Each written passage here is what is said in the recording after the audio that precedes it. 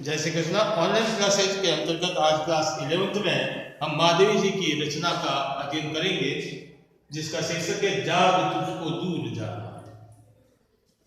कविता का प्रारंभ करने से पूर्व जैसा कि हमारी परंपरा है कि हम उनकी कवियत्री के बारे में एक संक्षिप्त जानकारी प्राप्त कर लेते हैं कि कवियत्री कौन थी, उसका क्या इतिहास था। तो एक छोटी सी जानकारी मैं आपके समक्ष रखता हूँ महादेवी जी के बारे में कि महादेवी जी का जन्म 1907 में फर्रुखाबाद उत्तर प्रदेश में हुआ था। मात्र 12 वर्ष की आयु में आपका विवाह कर दिया गया था।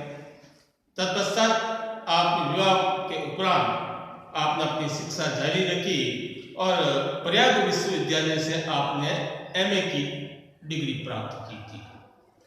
बाद में महिला विद्यापीठ की आप प्राचार्य के रूप में कई वर्षों तक सेवाएं दी और उसके पश्चात चांद नामक एक पत्रिका निकलती थी, उसका संपादन भी आपने किया था। भारत सरकार के द्वारा आपको इनकी एक पुस्तक थी यामा, उसके लिए भारतीय ज्ञानपीठ पुरस्कार से इन्हें सम्मानित किया गया। आप गांधी और बुद्ध से काफी प्रभावित थी, जीवन में अहिंसा के महत्व को जानती थी। भारतीय स्वतंत्रता आंदोलन में भी आपने भाग लिया और कई बार इन्हें जेल यात्राएं भी की। आप पद्य के साथ साथ गद्य में भी एक श्रेष्ठ लेखिका की पहचान रखती है। आपके संपूर्ण साहित्य जीवन को देखते हुए भारत सरकार ने इन्हें पद्म भूषण से भी सम्मानित किया था। इनकी प्रमुख काव्य कृतियों में निहार, रश्मि, सांध्य गीत, दीपशिखा, यामा ये इनकी प्रमुख काव्य रचनाएं हैं, काव्य संग्रह है। हम जो आज पढ़ने जा रहे हैं जिसका शीर्षक है जाग तुझको दूर जाना, ये एक उत्साह का गीत है, एक जोश का गीत है। जो नैराश्य से व्यक्ति डूब चुका है, जो हताश है, कार्य के प्रति उसके उत्साह में कमी आ गई है, ऐसे लोगों को पुनः जागृत करने का कार्य ये गीत करता है। भारतीय स्वतंत्रता आंदोलन में भाग लेने वाले जो हमारे वीर योद्धा थे, निरंतर संघर्ष करते करते भी उन्हें जब कोई दूर तक रोशनी की किरण दिखाई नहीं दी तो एक समय ऐसा था कि उनके मन में नैराश्य छा गई थी, क्योंकि 200 वर्षों तक अंग्रेजों ने हमारे ऊपर राज किया और 200 वर्षों तक हम ये संघर्ष करते रहे। तो एक लंबी अवधि तक हमने संघर्ष किया और इस लंबी अवधि के संघर्ष में कुछ पल ऐसे आए कि निरंतर संघर्ष करते रहने के पश्चात भी जब आशा की कोई किरण नजर नहीं आई तो उन लोगों में, उन योद्धाओं में एक नैराश्य के भाव जागृत हो गए थे। उन नैराश्य भावों को दूर करने के लिए, उनमें पुनः उत्साह का संचार करने के लिए महादेवी जी ने इस गीत की रचना की, जिसका शीर्षक उन्होंने लिखा कि जाग तुझको दूर तक जाना। अभी लड़ाई लंबी, अभी तुझे दूर तक जाना, इतना जल्दी हताश और निराश होने की आवश्यकता नहीं है। तो महादेवी जी क्या लिखती कि चिर सजग आंखें नींदी, आज कैसा व्यस्त बाना, जाग तुझको दूर है जाना। चिर सजग, चिर यानी निरंतर, लंबे समय तक, हमेशा। चिर यानी हमेशा, सजग यानी सावधान। चिर सजग आंखें, तू हमेशा चौकस ना रहने वाला है, सावधान और सचेत रहने वाला है। उसकी आंखें नींदी और उसका व्यस्त बाना, उसके व्यस्त बाने के समान वस्त्र उसके व्यस्त बाने के भांति हो चुके हैं। तो ऐसा अवस्था क्या होगी? ऐसे कैसे हालात कर दिए तूने कि तेरी आंखों में उदासी है, नींद है और तू अस्त व्यस्त सा नजर आता है। जबकि था कौन? चिर सजग, निरंतर सजग रहने वाला व्यक्ति था, लेकिन आज ये तेरी अवस्था कैसी हो गई है? अचल हिमगिरी के हृदय में आज चाहे कंप हो ले। अचल हिमगिरी के, अचल यानी पर्वत, हिमगिरी हिमालय, हिमगिरी बर्फ से ढका हुआ पर्वत था हिमालय।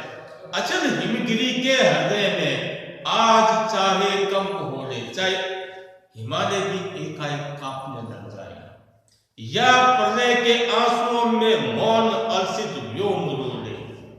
व्योम कहते हैं आकाश को, अलसित कहते हैं आलसी। चाहे तो हिमालय जैसे कठोर पर्वत में भी कंपन हो जाए, चाहे घनघोर पीड़ाओं को कारण प्रलय, प्रलय कहते हैं तूफान को, आंधी को जो आता है, भयंकर तूफान, और उसके कारण से आकाश भी रोने लग जाए, यानी कि परिस्थितियां पूर्णतः प्रतिकूल हो, विपरीत हो परिस्थितियां। आज भी आलोक को डोले तिमिर की घोर छाया। आलोक कहते हैं प्रकाश को, आज भी आलोक को, प्रकाश को पी करके अंधकार का वातावरण, तिमिर कहते हैं अंधकार को, चारों घनघोर अंधकार छा जाए। जगकर विद्युत शिखाओं में निठुर तूफान बोले। विद्युत शिखा बिजलियों का चमकना, जगकर विद्युत शिखाओं में निठुर तूफान बोले। संपूर्ण पद का भाव है कि हिमालय जैसे कठोर पर्वत में भी यदि कंपन हो जाए, आसमान भी तूफान के कारण रोना प्रारंभ कर दे, अंधकार चारों ओर व्याप्त हो जाए, प्रकाश की कोई किरण नजर नहीं आती हो, और भयंकर बिजलियां, घनघोर बिजलियां चमक रही हो, तूफान की बिजलियां चमक रही हो, ऐसा भी हो, पर तुझे है नासपत पर चिन्ह अपने छोड़ आना। पर तुझे है नासपत पर चिन्ह अपने छोड़ आना। नासपत यानी कि अपने आप की तुम्हें आहुति देनी होगी। मानती हूं कि परिस्थितियां विकट है और विपरीत है, आपको अपने प्राणों की आहुति देनी है, पर तुझे है नासपत पर चिन्ह अपने छोड़ आना। अपने पद चिन्हों को तुम्हें छोड़ना है, ताकि आने वाली पीढ़ियां उन पद चिन्हों का अनुसरण कर सके, वे भी इस मार्ग पर चल सके। इसलिए किसी न किसी को तो ये आहुति देनी है, तो तुम्हें अपनी आहुति तो देनी है। पर तुझे है नासपत पर चिन्ह अपने छोड़ आना, जाग तुझको दूर है जाए। अब फिर उन्हें उत्साहित करते हुए दूसरे छंद में कविता लिखती कि बांध लेंगे क्या तुझे यह मोम के बंधन सजी है। मोम के बंधन सजी है। मोम के बंधन नर्म बंधन, मोम का बंधन कठोर बंधन नहीं होता, जरा सी गर्माहट होती पिघल जाता है। तो कवियत्री कहती कि ये जितने भी सांसारिक बंधन है, मोह माया है, ये मोम के बंधनों की बात है। ये कोई कठोर बंधन नहीं है जिसके बांधे तू बंध गया है, तुझमें भीतर ताकत है, असीम उत्साह है, और तू ऐसे बंधनों में बंध गया। तो कहें कि बांध लेंगे क्या, तुमको पूछ रही हो कि बांध लेंगे क्या तुझे ये मोम के बंधन सजीले, पंथ की बाधा बनेंगे तितलियों के पर रंगीले। क्या नव युवतियां तुम्हारे मार्ग की, पंथ कहते मार्ग की, सुंदर युवतियां क्या तुम्हारे मार्ग की बाधा बनेगी? क्या वे तुम्हें रोकने का प्रयत्न करेंगे? विश्व का कंगन भुला देगी मधुर की मधुर गुनगुन। समूचा विश्व का कंगन है, पीड़ा है, लोगों की, आम जनता की जो पीड़ा है, जो उनके त्रासने की पीड़ा है, वह पीड़ा एक तरफ, और एक तरफ मधुर गुंजार है भौरों की। तो क्या तो उन मधुर गुंजार भौरों की मधुर ध्वनि में उन लोगों के रोने की, विलाप की पीड़ा को भूल जाओगे?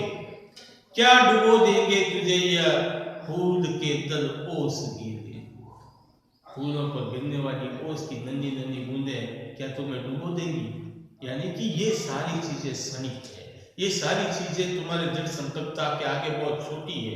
यदि तुम दृढ़ संकल्पित हो जाओ तो न तो तुम्हें कोई बंधन बांध सकता है, न सुंदर युवतियां तुम्हें मार्ग में बाधा उत्पन्न कर सकती है, न भौरों की गुंजार। ये सारे प्रतीक है सांसारिक मोह माया के जो जितने भी आकर्षण है, ये सारे आकर्षण आपको अपने पथ से विचलित नहीं कर सकते।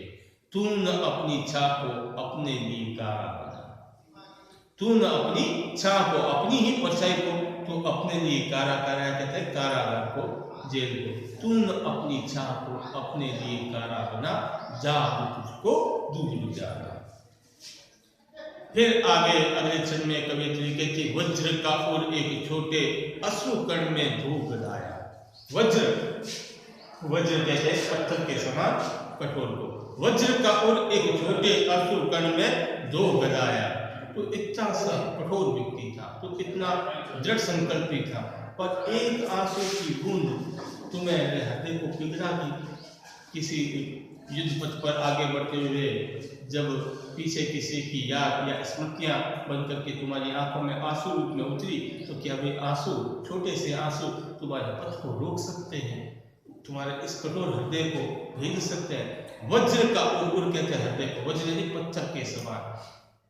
वज्र का और एक छोटे से अश्रु कण में धूल गलाया। दे किसे जीवन सुधा, दो घूंट मदिरा मांग लाया। दे किसे जीवन सुधा, दो घूंट मदिरा मांग लाया।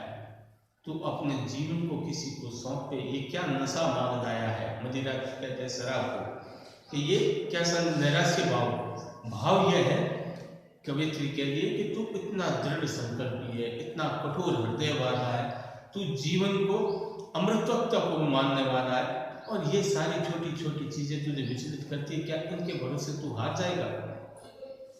सो गई आंधी मलय की, वात का उबान दे क्या। सो गई क्या आंधी, हो गई आंधी मलय की वात। मलय कहते हैं हिमालय के पर्वत पर चंदन के वृक्ष से जब उत्तर पूर्वी हवाएं चलती तो कहा जाता है कि चंदन की खुशबू से युक्त हवाएं आती है। तो सो गई आंधी मलय की, वात का उपादान ले क्या। हल्की सी खुशबू हुई, हल्की सी सुगंध फैली, और तू उस सुगंध से मोहित हो गया, तो अपने मार्ग को भूल करके उसकी ओर आकर्षित हो गया। विश्व का अभिशाप क्या चिर नींद बनकर पास आया। ऐसा लग रहा है कि समूचे विश्व का अभिशाप चिर नींद और आलस्य के रूप में तेरे पास आ गया। सारे के सारे जगत का अभिशाप तुझे दे देगा। तू ऐसा था तो नहीं, लेकिन अब आलस के रूप में, चिर निद्रा के रूप में दिन भर सोना और आलसी में तुझे दिखाई दे रहा है। ऐसा लगता है कि समूचे विश्व का अभिशाप तुझे दे दिया गया है। विश्व का अभिशाप क्या चिर नींद बनकर पास आया। प्रश्नवाचक चिन्ह हर चीज के पीछे पूछ रही है। ऐसा तो नहीं है कि समूचे विश्व का अभिशाप इस आलस्य और नींद के रूप में तुम्हारे पास आया है। अमरता सुख चाहता, क्यों मृत्यु को उर में बसा। तो अमरता सुख कहते पुत्र को, तो अमरता की पुत्र है। तो ये मानता है कि जीवन नश्वर है, आत्मा अमर है, और ये मानने वाला व्यक्ति मृत्यु से डर रहा है। बड़ी विडंबना की बात है। क्या ऐसा है क्या, वो पूछ रही है। अमरता सुख चाहता, क्यों मृत्यु को उर में बसा है। उर कहते हैं हृदय में। मृत्यु के भय को अपने हृदय में क्यों बसाना चाहता है, जबकि तू जानता है अमरता सुख है, कभी मरता ही नहीं, नाश कभी होता ही नहीं, फिर मृत्यु से कैसा है। कह न ठंडी सांस में अब भूल व जलती कहानी। मनुष्य जब कष्टों में, विपदाओं में होता है और कोई मार्ग नहीं दिखाई देता, तो आस पड़ोस में वो क्या करता है, अपने अतीत की अच्छाइयों की बातें करता। मैं ऐसा था, मैं वैसा था, मेरे पास ये था, मैं वो था, जबकि उन बातों का उस परिवेश में, उस वर्तमान परिस्थिति में कोई औचित्य नहीं होता। तो कह न ठंडी सांस में अब भूल व जलती कहानी। अब वो पीड़ा वाली कहानियों को भूल जा, जो वर्तमान परिस्थितियां उसको देख। आग हो उर में तभी दृढ़ में सदेगा आज पानी। तुम्हारे आंसू की उपयोगिता तभी है जब तुम्हारे हृदय में आग है, जोश के आंसू है, अन्यथा याचना के आंसुओं की कोई मूल नहीं होता, भिखारियों के आंसुओं की कोई उपयोगिता नहीं होती। आग हो उर में, और कहते मैंने बार बार बताया हृदय को, हृदय में आग होना, तीव्र ज्वाला होना, परिवर्तन की संवेदनाएं होना।